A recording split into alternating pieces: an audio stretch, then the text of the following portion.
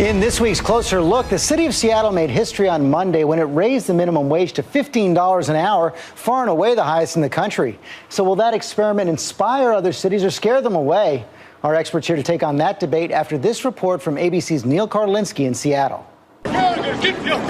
Make our wages supersize. Across the country, this spring has seen protests by fast food workers demanding a raise. Fast food workers and all workers deserve a living wage. Democrats are listening, hoping it'll be a winning issue for them in the midterm elections. The minimum wage, even if it doesn't affect you and your family, is an issue of basic fairness. Whose side are you on? In Seattle this week, they've heard the concern and done something no other city has come close to.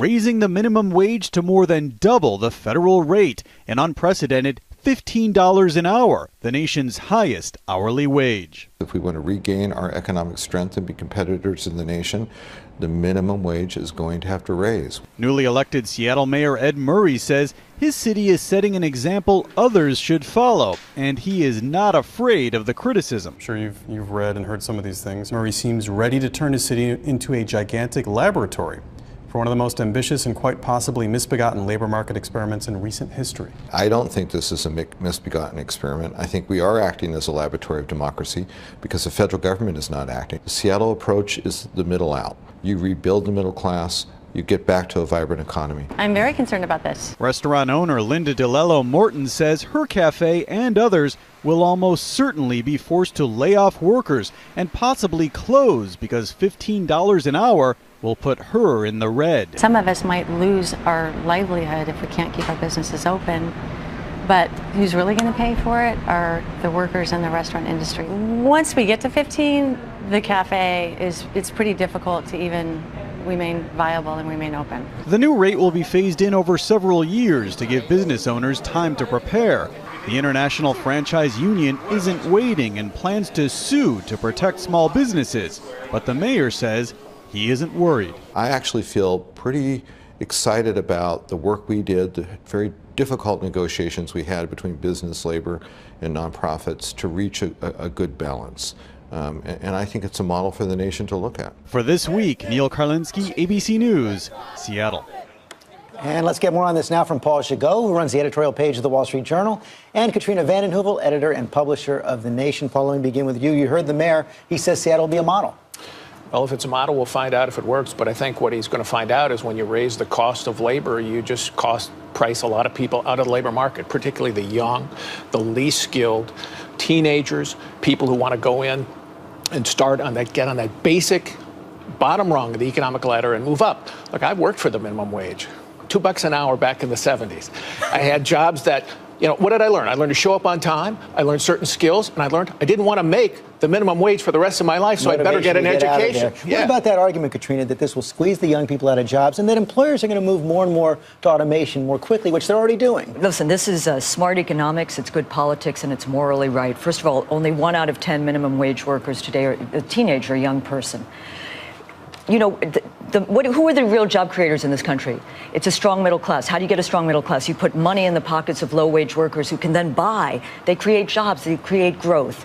It's a winning issue. 76% of Americans support this, and it's transpartisan. It's Republicans, et cetera. And morally, what does it say about America? If you're an American and you work full-time and you live in poverty, it's a broken economic system. Henry Ford had it right, a good capitalist. He put money in the pockets of his workers to buy cars, and he created a middle class. That's being echoed now by the CEO of McDonald's, Don Thompson, who says he's going to not oppose the minimum wage increase. They understand people have money in their pockets, they spend it. Well, what they're going to do is probably McDonald's going to hire a lot more people over time. They're going to have kiosks. They're going to have automation.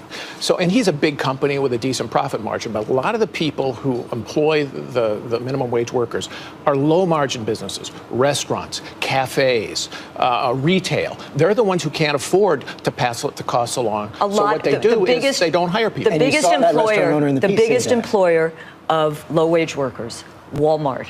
I mean, Walmart is being subsidized by taxpayers because their workers can't afford food or health care. The taxpayers are paying food stamps. Walmart is the most profitable company in America. So we're getting socked as taxpayers on both ends. There are enlightened businesses, Costco, StrideRite, Trader Joe's, healthy wages, healthy profits. Big businesses with big profit margins. Walmart doesn't mind sticking it to the competition, to the small businessman. They can afford it, so they don't mind. They play politics and they say, oh, well, we'll go along with it. And then it's their competitors who pay. But there are studies that have demolished the idea that increasing the minimum wage will cost low-wage workers jobs. The congressional budget. That congressional budget office showed the benefits of raising the minimum wage outweigh the cost. You lift 1 million people, nearly 1 million, out of poverty, and you give 25 million people more money in their pockets. 500,000 low-wage jobs would be lost if the minimum wage is increased to $9. I want to get a quick note on the politics here. You've seen Mitt Romney, you've seen Rick Santorum, other top Republicans now come out for minimum wages. Katrina said 76% of the public for it. It always polls well because the average American instinct is to say, yeah, I think people should get a raise. What they don't see are the jobs that are never created, the poor people who never get the job. And that's harder to detect and it's harder to show up in polls. But it's interesting. When that 500,000 job figure from CBO came out, the Republicans in Congress said, you know what? That's a very powerful argument, and I don't think it's going to pass. You know what? The last word. It's about the values of this country. If we are a country that believes in a strong middle class, in healthy families, we need rules of the road to do that. And I think hiking the minimum wage, by the way, if productivity gains, enormous productivity gains of the last 4 decades were factored in, the minimum wage today would be $22. We need to have a sense of fairness in this country that also is good for business and the economy. Got to take a break. Thank you both very much. We'll be right back with the Powerhouse Roundtable's take on Bo Bergdahl and the Hillary launch.